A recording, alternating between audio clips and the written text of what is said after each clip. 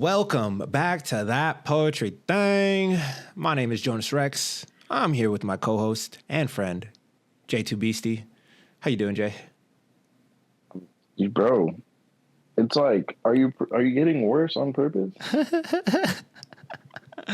I guess no. I'm tripping because you did it correctly. You said the alias, and that's it. It was consistent. Yeah, you're right.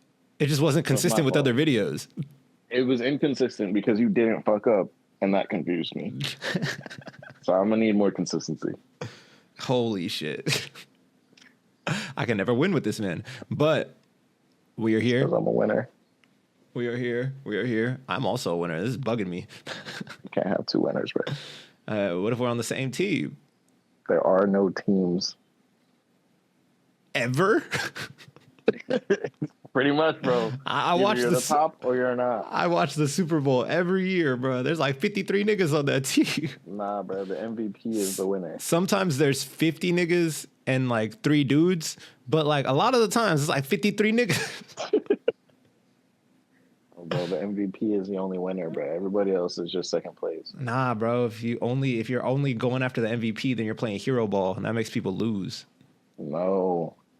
You don't have to go after it because when you're the winner, it just happens to you. You just be yourself, you participate as you should, and then boom, you're the MVP because you're the best. You're the most valuable. It just happens to you. If you're working at it like that, you're like, oh, I'm going to be the MVP. I'm going to be the MVP. You're probably not going to be it, bro. It's not who you are. We're going to have to put at the end of the year, like, That Poetry Thing Awards, and we're like every guest and everything we're going to have on plus us, and we're going to have an MVP vote. We have to. Of course, Destiny's going to win, but like... We don't have to talk about it right now, bro. I could still win people over. Start campaigning. Anyways, today's topic for our 10-minute poetry prompt is struggle. If you guys are going to write along with us, please feel free to get to writing. Leave that poem in the comment section. We will go over that in a comment section video. We very much appreciate every comment, even if you're not commenting a poem. We appreciate if you share, like, subscribe, all those things that help a nigga's channel grow. And without further ado, 10 minutes on the clock. Let's get it. Crazy to say a nigga's channel with 2. I can't see the clock. God, dang. I was doing so good. To be consistent with the fuck up. Right. It's like, come on, bro. You wasted 10 seconds. Good luck catching up. I'm 30 seconds short.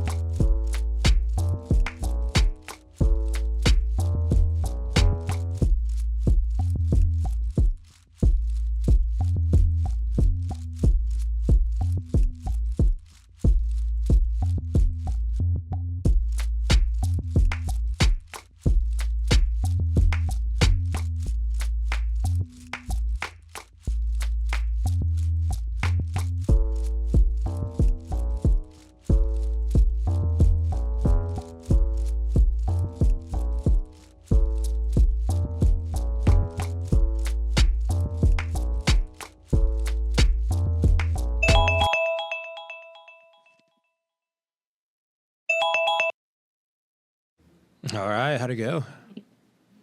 It was kind of awkward.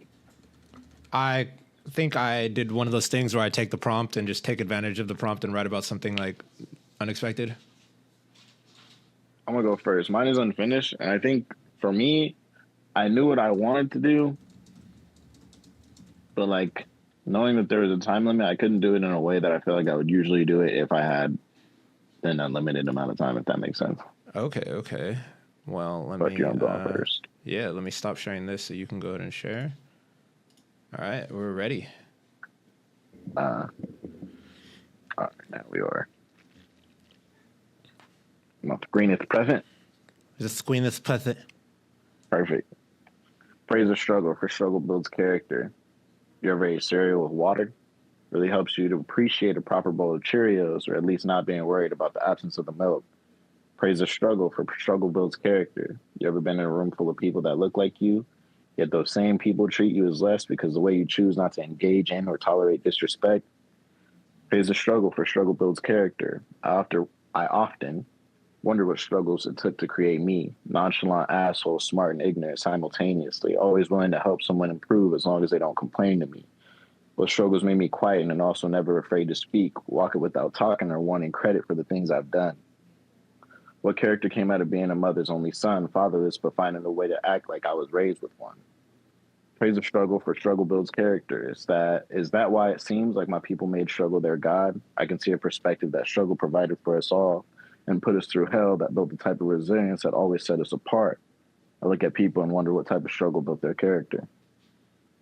Poem. I liked. The absolute bar of the poem was, what character came from, can you scroll? I got lost. Where? Oh, here we go. What character came out of being a mother's only son, fatherless, but finding a way to act like you were raised with one? What inspired that bar? Because it hits hard. But all right, so for me personally, obviously I was raised like with just my mom. I did have a stepdad, but I'm not gonna get into all that. Mm-hmm. But something that's really important to me is my manhood and masculinity. Mm-hmm. And there's something about like a father's presence that helps to teach and build you that. And a while ago, when I had my first job, I had a coworker. We call her Steph, and she had said, she was like, "Germ, you're like a great person, and in your personality, it just seems like you were missing something growing up." And she didn't say what it was, but she described basically a dad. Mm-hmm. And it's like, I think it's usually easier to tell people who are raised with a father, like men who are raised with a father and men who aren't. And I strive every day to basically become a man who it seems like was raised with one. Mm-hmm. Also, so that I can teach, if I were to have a son, my son properly, if that makes sense. That does make sense. It does make sense. So I'd say that's what inspired it. And then my own story, like, it's what character came out of like me trying that. It's like, I'm my mom's only son. My dad died, but trying to act like essentially he didn't, you know? Love that. It was, again, the bar of the poem. That like, you know, when like you're listening to something and like it makes you grin, you're like, damn, that was good. Like that, that one got me. And the other one that I really liked was talking about how, essentially it comes across throughout the entire poem, but you really delve into it at the end, is how Black people, I'm assuming that's what you mean by my people, have chosen struggle as their God. And I think that's a very, what's the word I'm looking for? Endearing way of looking at what other people would say is, oh, Black people are always trying to be a victim. But what you're showing is that they're showing the struggles that they've been through. And that's almost a part of the culture, is like rising against that. Definitely so. And that's, I mean, yeah. I don't really know how to say anything different. That's just like how I see it. It's like, this is what I've been through, and it's made me who I am, you know? Yeah. And it was like being able to get through that. I'm worth something, is how I see it. Like, and I do see that like with Black people, it's like, I'm worth something. And it's like this constant fight to prove that you're worth something. Yeah. Definitely. As always, I love your rhyme scheme. Rhyme scheme is A1. I feel like if I need to teach someone about rhyme scheme, I probably always point them to your work. You have a way of, like, you could, what character came out of being a mother's only son? I know I've talked about that bar already, but like, there's so many other ways you could have said that, but to make it rhyme also added to the way that it hit, you know? Mm-hmm. Like, did you have to rewrite that and go back and like make that work, or how did you? Nah, that was natural. So in terms of rhyming, I really enjoy rhymes. Mm-hmm. And if there's anything that I'd say, like, just generally I've studied, it would be rhyming and like practiced. Mm-hmm.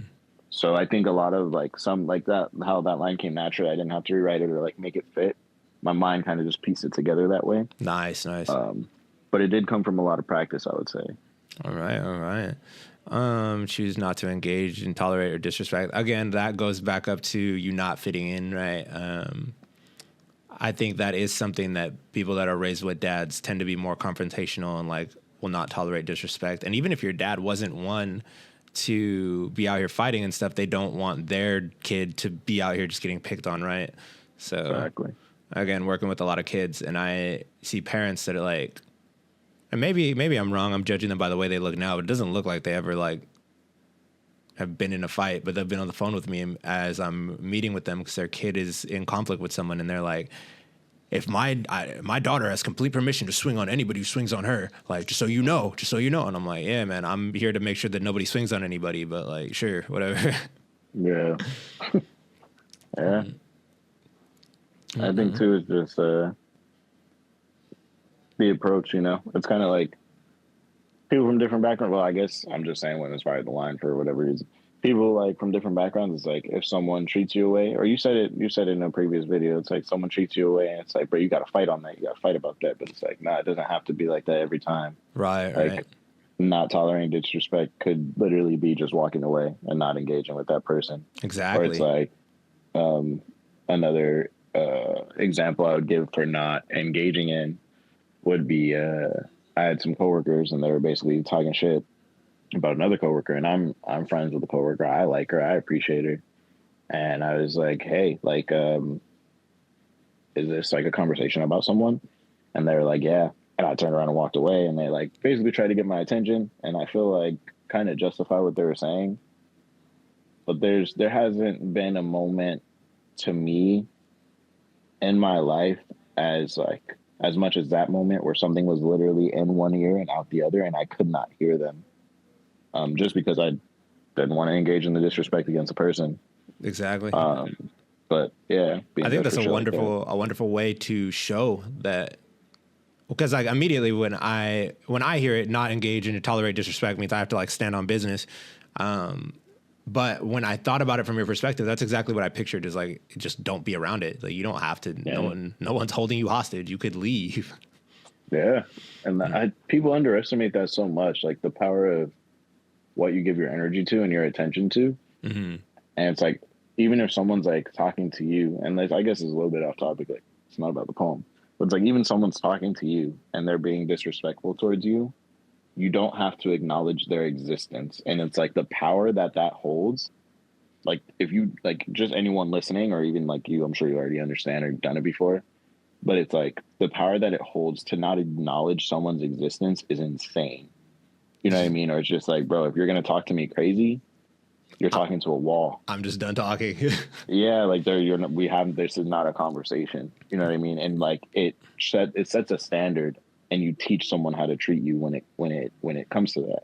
And I think that's a lesson that I need to implement more into my life, because I'm going to use that as a segue to get into what I wrote here in this struggle poem. Let me stop there. Let's get over here. So I thought immediately, my first thought was the struggle, but then I thought of something that has just been like, I've been struggling with, and not in like a bad way, but like it's something that irks me and I want it to not irk me, you know? Yeah, it's difficult. So here we go. There's this struggle that I have with authority. Not that I don't respect it, but more so that I could easily murder with my fingertips 98% of the people that have authority over me. You're my supervisor's supervisor. You're in charge of approving my stuff, and you're in charge of payroll. You're in charge of the whole damn thing. You guys all get paid more than me in some way, shape, or form to tell me what to do, and I get that. I respect that.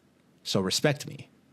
When you tell me you need something done, fantastic. When you patronize me with condescending tones and terminologies, I have to wonder if you're aware that I'm capable of reaching into your mouth and separating your mandible from the rest of your face.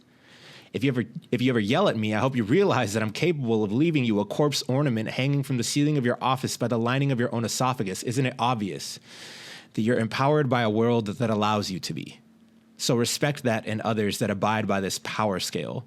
Don't let a title allow you to speak as though you are untouchable. Treat each other with kindness and gratitude for their work as you would expect in return. It is like grade school all over again.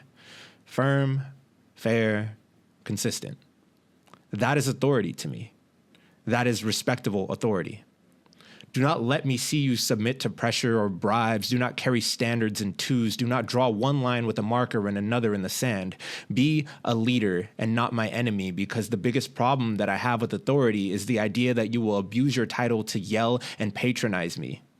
Believe that you are shielded by all that I have to lose in retaliation. But it was not so long ago that I was at the end of my wits with nothing to grasp at other than the final fibers of my brain numbing to alcohol. Lucky you didn't yell at me then. Poem.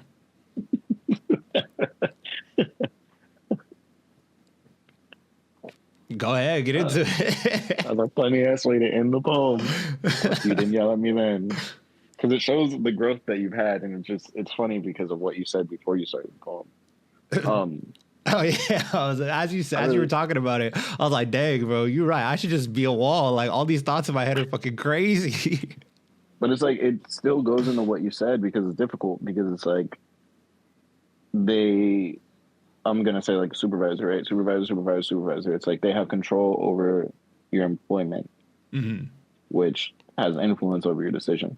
So, but I actually really relate to this one. I also have issue with authority, especially like for similar reasons. But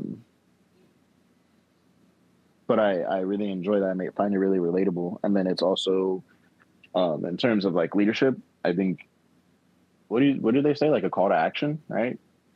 It's like, be a leader. Oh yeah. Not essentially what I understand to be a coward. It's like you're hiding behind what happens to me, like the consequences of my actions. Right. If I choose to stand up for myself. Inspire somebody, bro. Yeah. Rather than it's like, bro, just like be a person, and understand that I'm a person too. Like, I'm choosing to allow you to lead me. Exactly. Which is like what I mostly take from the poem, and I respect that and I agree with it. Firm, fair, and consistent, bro. Firm, fair, and consistent. And then like to also basically explain that, dude, it's like grade school, dog. Like, this is elementary level shit. Exactly. Gets lost on people, which is crazy. Yeah, and it's like, it's a big deal, bro, because shit is so simple.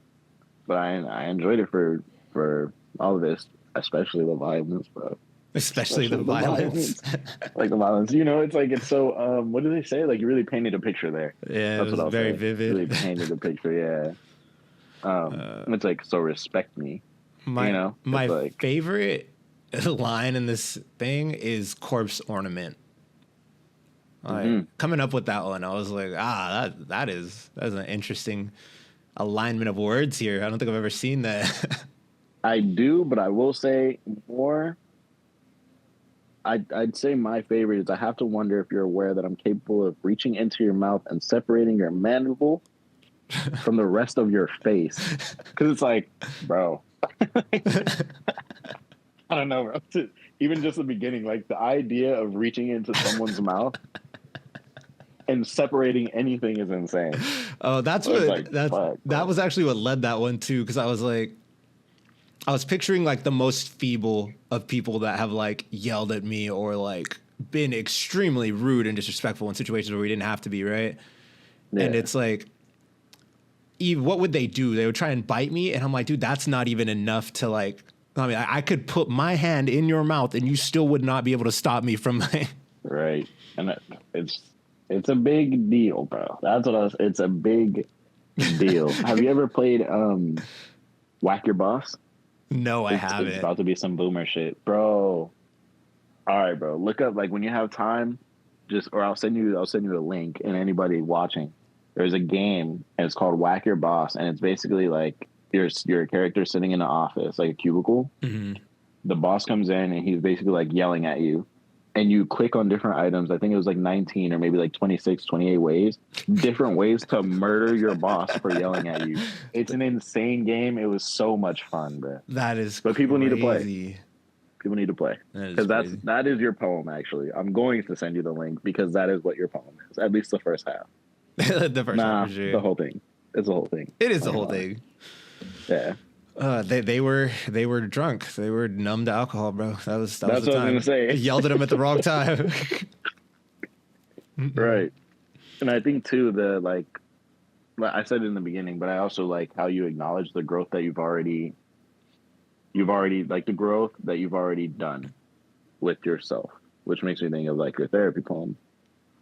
But like saying it's not so long ago that I was at my the end of my wits with nothing to grasp other than the final fibers of my brain. I'm into alcohol.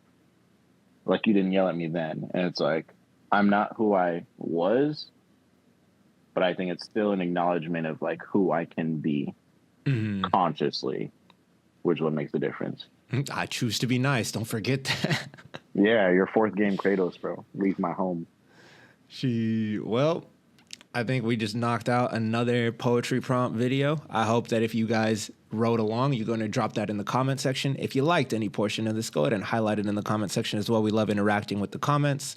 Share this with someone that you think would enjoy it. Share it with someone that you think will dislike it. It's all good for the algorithm. Until next time. Shout out all the haters. Shout out all the haters. J2Beasty and Jonas Rexx signing out.